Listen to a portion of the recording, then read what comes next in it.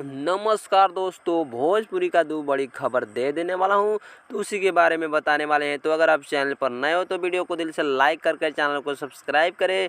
सबसे पहले बात करते हैं मेहरारू नंबर 1। जी हाँ मेरे दोस्तों, मेहरारू नंबर 1 हर बिफ़े को फिल्म की टीवी चैनल पर चलाया जाएगा। तो देखिएगा, मेहरारू नंबर 1 कहानी है बहुत ही बवाल और धमाल मचाने वाला। देख सकते हो, काजल राघवानी, अमरपाली दुबे और इसमें 2 एक्ट्रेस नज़र आ रही है, जो कि बवाल धमाल मचा के रख देने वाली कहानी है।